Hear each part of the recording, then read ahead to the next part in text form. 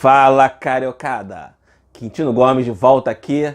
Vamos falar de coisa boa? Não, não vamos não, já falar do Crivella e dos erros do seu governo. Não de todos, porque eu não tenho 24 horas para falar e 7 dias a semana. Tem uma anedota, vamos usar ela como se fosse entre o Eduardo Paes e o Crivella. Eduardo Paes, assim que entregou o governo pro Crivella, falou assim pro Crivella: pô, Crivella, tem 3 cartas aqui. Primeira, segunda e terceira. Quando você tiver o primeiro problema, abre a primeira, na segunda abre a segunda, na terceira abre a terceira. O Crivella assim, que Deus quiser, será aí. E assim seguiu o governo, logo nos primeiros dias, sofreu o primeiro grave crise do governo dele, sei lá, foi carnaval. Ele abre a primeira carta e tá lá a carta, Eduardo.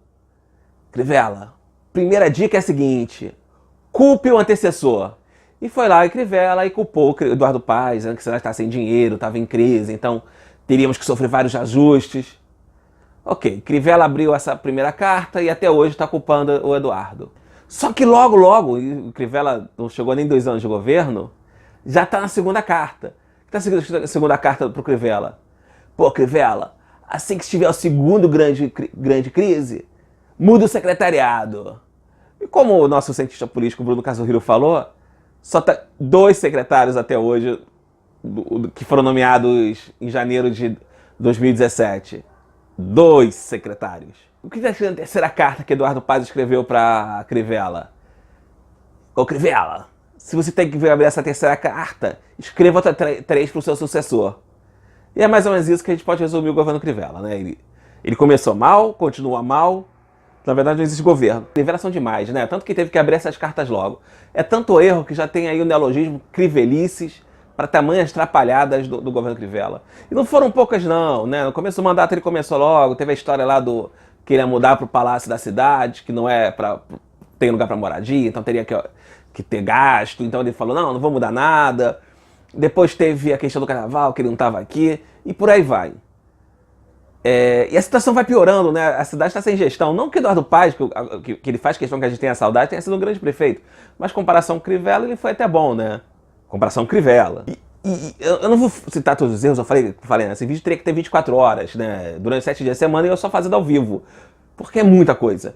Mas algumas coisas são em excesso, como a reunião com os líderes evangélicos no Palácio da Cidade. E interessante que ele tenta reverter, né? Dizendo que o Carioca, a Rede Globo, né, a oposição a ele, está com preconceito com os evangélicos. Secretas são as intenções de uma parte da imprensa facciosa, inimiga jurada dos evangélicos. Pô, caramba, o que é isso? Ninguém está com preconceito com Crivella. O que a gente está é com o cansaço de um prefeito que não faz nada. E é interessante que ele fala do preconceito, mas durante a reunião ele fala que os líderes evangélicos têm que ocupar o país, né, ocupar os espaços públicos, porque só eles se salvariam. Né, só eles prestariam, só eles não seriam corruptos. Como o presidente do partido dele não tivesse envolvido em doces de corrupção, como se um bispo da Igreja Universal, que foi um dos primeiros políticos da igreja, que era o bispo Rodrigues, né, teve que sumir precisamente por denúncia de corrupção alguns anos atrás. E olha só, né, o Crivella começou a prefeitura dele dizendo que ia acabar com os cargos comissionados, acabar não, né, diminuir os cargos comissionados, cortou as prefeituras, mudou de nome, né, fez ali o seu iniciozinho, né? E abriu a primeira carta do Eduardo, criticou a gestão anterior. Só que olha só, agora ele está aumentando de novo as suas prefeituras, que agora tem outro nome, suas coordenadorias regionais. Para quê? Para atender os vereadores da região.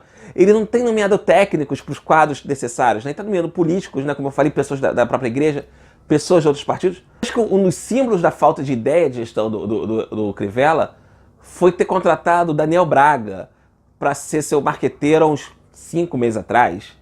Daniel Braga, para quem não sabe, ele é marqueteiro do ex-prefeito de São Paulo, João Dória. Daniel Braga é muito bom. Ele é muito bom marqueteiro quando você está na frente. E ele contratou esse marqueteiro a peso de ouro. E é interessante ver, né, ele está aqui na foto com o Paulo Messina, a decadência do digital da prefeitura e do próprio Crivella depois disso. Interessante que Braga deixa a prefeitura do Rio no momento que talvez o Crivella mais necessitasse de um marqueteiro, né, que foi durante a crise ali da imagem dele, próximo do pedido de impeachment da Câmara de Vereadores, com a história do Marcia Gate.